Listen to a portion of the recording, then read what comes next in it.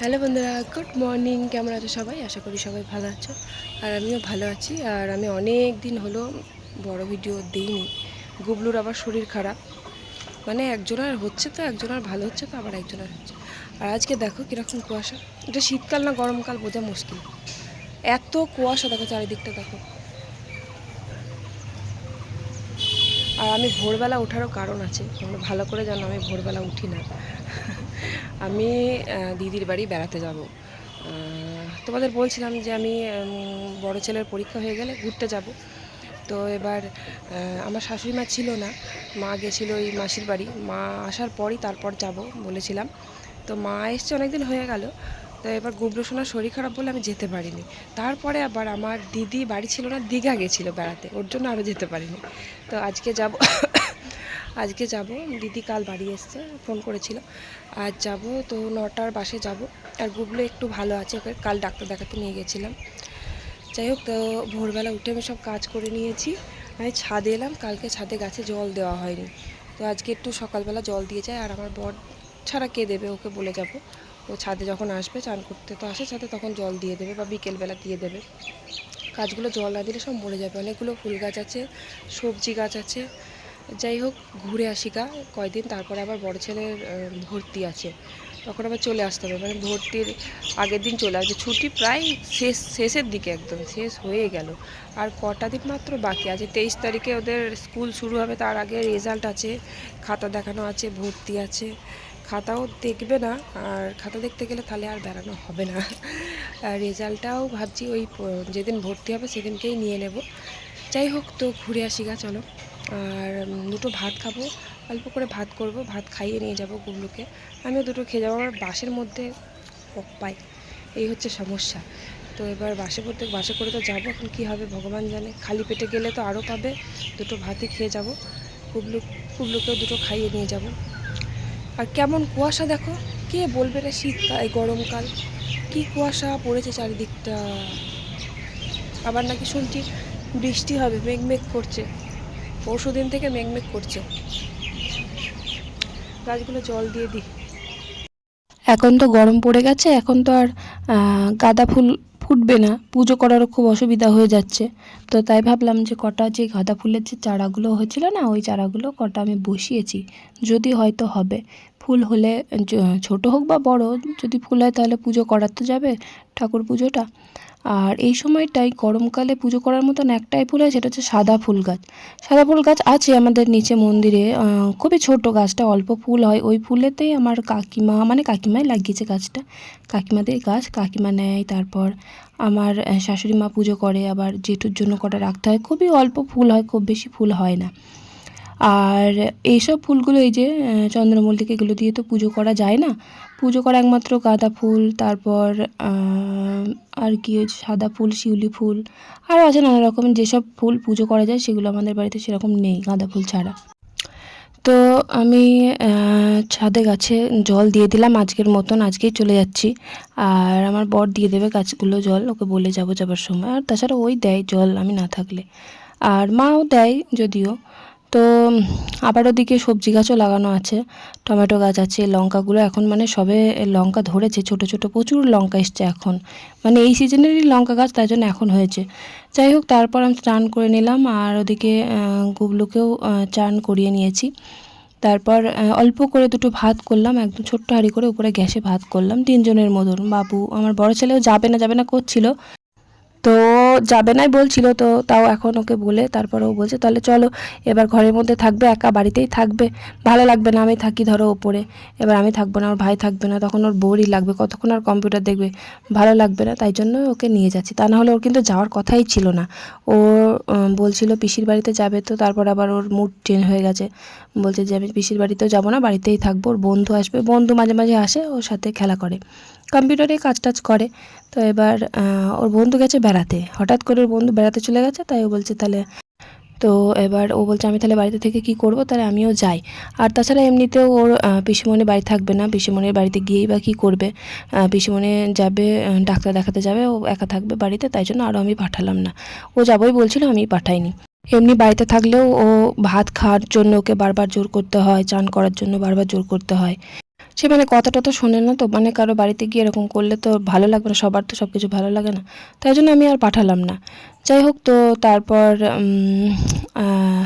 ওই যে খাওয়া দাওয়া করলাম, খাওয়া দাওয়া করে রেডি হয়ে বেরিয়ে পড়ছি। আর বাসে করে যাবো। আর হ্যাঁ, প্রথমে বলতে ভুলে গেছি যে দিদির বাড়ি যাবো বললাম না, দিদির বাড়ি কিন্তু আজকে যাব না। তার কারণ হলো যে বাস জার্নি করে অনেকটা যেতে হবে, দিদির বাড়ি কিন্তু অনেকটা, মানে আমি যদি ডাইরেক্ট এখান থেকে একদম কৃষ্ণনগরের বাস পেয়ে যাই তাহলে ভালো কথা, যদি না পাই তাহলে আমাকে প্রায় 3টে মতন বাস পাল্টাতে হবে, মানে দিদির বাড়ি যেতে গেলে। এবার তাই ভাবছি যে দিদির বাড়ি আমি আজকে যাব না, আজকে আমার ওই বোনের বাড়ি, যে বোন এসেছিলো ওই জেঠিমার বাড়িতে আমি থাকবো আজকে, থেকে কালকে চলে যাব দিদির বাড়িতে। আসলে ব্যাপার হচ্ছে দিদি গেছিলো দীঘাতে, দিদি দীঘা থেকে এসেছে কৃষ্ণনগরে দিদির ননদের বাড়ি। তো দিদি বলছিল তাহলে আমি যখন দীঘা থেকে বাড়ি আসবো তখন কৃষ্ণনগরে তুই চলে আসবি, তোকে নিয়ে একবারে আমি বাড়ি চলে যাব। তো আজকে দিদি বাড়ি এসেছে, না কাল এসেছে, তো দিদি বলছিল তাহলে তুই চলে আস সকাল সকাল, তাহলে একসাথে বেরিয়ে যাব। তো এবার গুবলু সোনার শরীর খারাপ, এবার অতক্ষণ বাস জার্নি করতে পারবে না, তাই ভাবছি কৃষ্ণনগরের থেকে যাব, তারপরে পরের দিন মানে কালকে দিদির বাড়িতে যাব, এটাই ভাবছি আর কি। তো যাই হোক, বেরিয়ে পড়েছে এই যে রেডি হয়ে। আবার চলে আসবো তো, মা আসছি, কাকিমা আসছি গো, চ। তারপর বাড়ি থেকে একটা টোটো করে আমি বাস স্ট্যান্ডে এলাম। আর বাস স্ট্যান্ডে আসার পর অনেকক্ষণ বসে থাকা, মানে বাস স্ট্যান্ড না, ওটা বাস স্টপ। তো ওখানে অনেকক্ষণ বসে থাকার পর, মানে বসারও জায়গা নেই, সেই রোদে ঠায় দাঁড়িয়েছিলাম। তো ওখানে দাঁড়িয়ে থাকার পর একটা স্টেট বাস আসলো, মানে ভাগ্যচক্র যে একটা বাস পেয়ে গেছি, এটাই হচ্ছে কপাল, কারণ এই বাসটা একদম ডাইরেক্ট কৃষ্ণনগর নিয়ে যাবে। আর তা না হলে যদি কাটা বাস পেতাম তাহলে সে আবার বাস স্ট্যান্ডে আমাকে নামিয়ে দিত, নবদ্বীপ বাস স্ট্যান্ডে, তো এখান থেকে আবার একটা বাস করতে হতো, আবার ওরাই তুলিয়ে দেয় বাসে। যাই হোক, তো গুবলু সোনার বাসের মধ্যে খুবই শরীর খারাপ করছিল, আসলে ওর শরীরটা বেশি খারাপ, তারপরেও আবার নিয়ে যাচ্ছি। তো ভেবেছিলাম নিয়ে যাব না, শরীরটা সুস্থ হোক তারপর যাব। তারপর ভাবলাম যে এরপর আবার বড় ছেলে স্কুল খুলে যাবে, তখন আর যাওয়া হবে না, আমি জানি তখন স্কুল খুলে গেলে না, তখন টিউশনগুলো শুরু হয়ে যাবে, শুধু শুধু তখন ওর বাবাই বলবে যে স্কুল কামাই হচ্ছে, এবার টিউশনগুলো কামাই হচ্ছে, কারণ তাই জন্য জোর করেই আসা আর কি। যাই হোক, তারপর মা ছিল না, 8 দিন মতন মা বাড়ি ছিল না। তারপর আমি মাকে বলেইছিলাম যে মা আসবে তারপর আমি যাব। মানুষের কি বলো তো, সংসারে থাকতে থাকতে না একটু ঘুরতেও মন চায়, সবাই তো বোঝে না কিছু। যাই হোক, তারপর বাস থেকে নেমে জেঠিমার বাড়িতে আসলাম। জেঠিমার বাড়িতে এসে দেখছি আমার বোনই নেই, পড়াতে চলে গেছে। চশমা পরে মাসিটা, কই মাসিটা? হ্যাঁ, মাসিটা কই?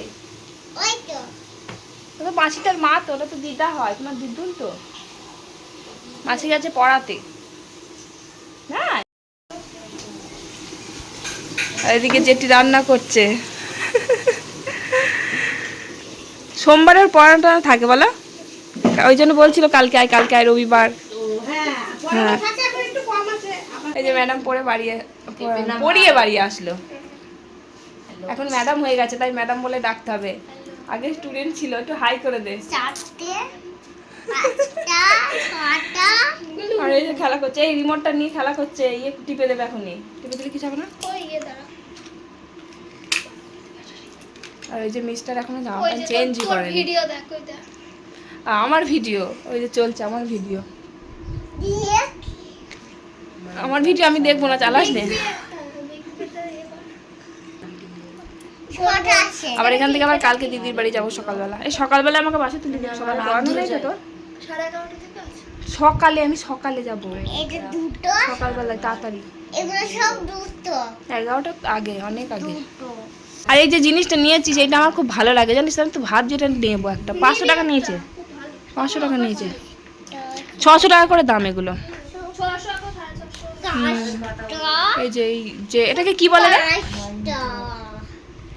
কি যেন বলে, স্টোরেজ বক্স, ঠিক ঠিক ঠিক, রাইট। অনলাইনে নিয়েছিস তো? আমি যখন অনলাইনে দেখেছিলাম তখন 600 টাকা বলছিল। 600 হোক 500 হোক, জিনিসটা বেশ ভালো, ড্রয়ারের মতন একটা, ধর তোর সাজের জন্য ঠিক আছে। আর আমি ছোটোর এই একটা প্যান্ট গেঞ্জি খুঁজে পাই না, এক একটা রেখে দেবো, খুঁজে পাবো ভালো। 2 4 6 8টারও আছে বল, আর 6টার গাদা। কুসাটা ভালো লাগে বলো খেতে? হ্যাঁ, দেখো মাসির ফোনে কার্টুন দেখো, আমি খেয়ে নিই, ভাত খেয়ে নিই। ও ওইখানে দিয়ে ঘুমিয়ে পড়বা। হ্যাঁ, গুবলুর খাওয়া হয়ে গেছে, গুবলু কার্টুন দেখতে দেখতে ঘুমিয়ে পড়বে। চ তারপর আমার বোনও যে পড়াতে গেছিলো, ও পড়িয়ে বাড়ি আসলো অনেকক্ষণ পর। আমি বাড়ি থেকে বেরিয়েছিলাম তখন 10টার সময় বেরিয়েছে, মানে বাড়ি থেকে বেরোতে বেরোতে 10টায় বেজে গেছিলো। তারপর আবার বাস স্টপে গিয়ে প্রায় 15 মিনিট মনে হয় ওখানে দাঁড়িয়ে ঠাই। তারপরে বাস আসলো, আর কৃষ্ণনগরে টানা বাসটা পেয়ে গেছিলাম বলে একটু তাড়াতাড়ি চলে এসেছি। 12টা, 12:30টার মধ্যে আমি পৌঁছে গেছি।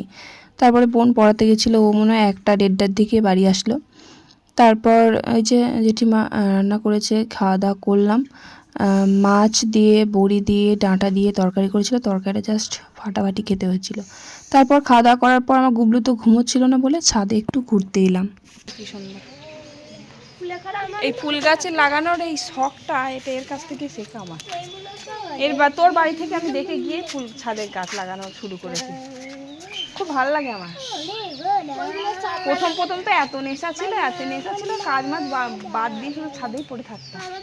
আসলে সত্যিই তাই, এই ছাদে গাছ লাগানোর ঝোঁকটা কিন্তু আমার ওর থেকেই মানে উঠেছে।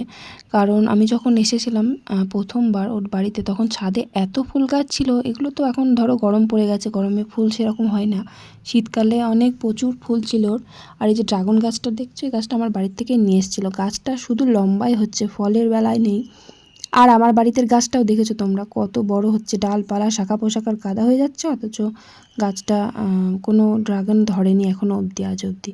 আমার বন্ধু ছাদে কুলেখাড়া গাছও লাগিয়েছে, কারণ ও রস টস খায় কুলেখাড়া পাতার। আমাদের বাড়িতে তো বন জঙ্গল হয়ে গেছে, কুলেখাড়া পাতার রস তোমাকে খেতেই বলেছিল ডাক্তারে, তো কোনোদিনও খাওয়াই হয় না। আর করলে আমার বড় ছেলেও খেতে খুব ভালোবাসে, ও করাই হয় না, তা কি হবে। যাই হোক, ছাদে একটু ঘোরাঘুরি করলাম। এই সময়টা বাড়িতে ঘুমায় রে, ঘুম পাচ্ছে, ঘুমাতে দিল না ও একদম না।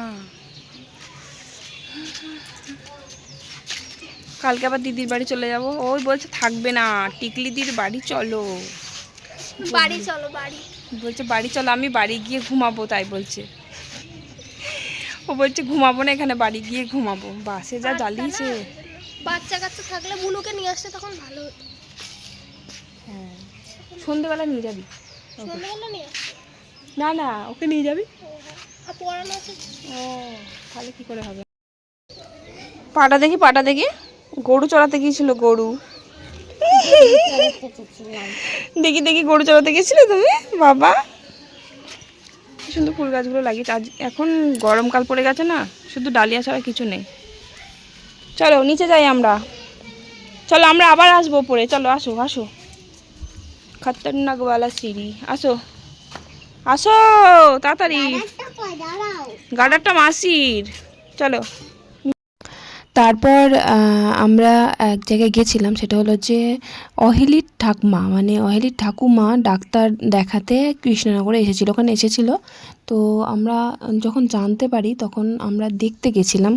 মনে আছে কি তোমাদের জানি না, আমি যখন বাপের বাড়ি গেছিলাম একটা ঠাকুমার বাড়িতে গেছিলাম, ওই ঠাকুমার আর কি চিকিৎসা করার জন্য, এই ডাক্তার দেখানোর জন্য এখানে এসেছে।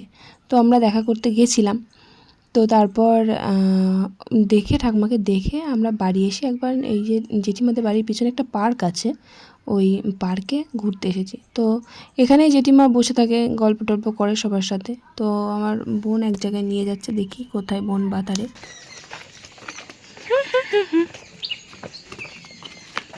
আমাকে কোথায় বেশ ভালো যায়। পার্কটা কোথায় রে, সে পার্কটা সে বলছিলি কি সুন্দর পার্কটা। তো পার্কে চ, পার্কটা বন্ধ হয়ে গেছে।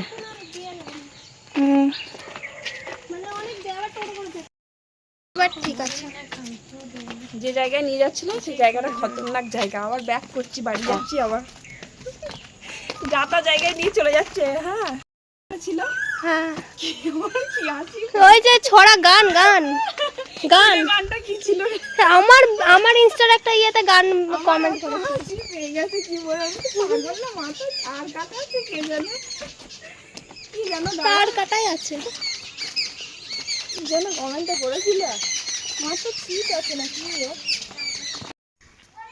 তারপর এই যে জেঠি এখানে বসে আছে, জেঠিমা ওই যে ওই একদম লাস্টে বসে আছে।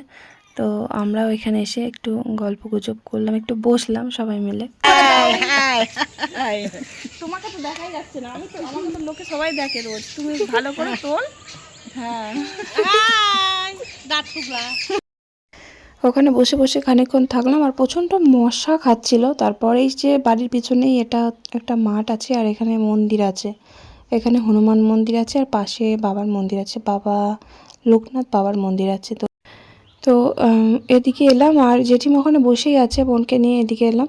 তারপর আবার সন্ধে সন্ধে হয়ে যাচ্ছে আর গুবলু সোনার শরীরটা খারাপ, তো একদম কোল থেকে নামতে চাইছে না, হাঁটতে পারছে না।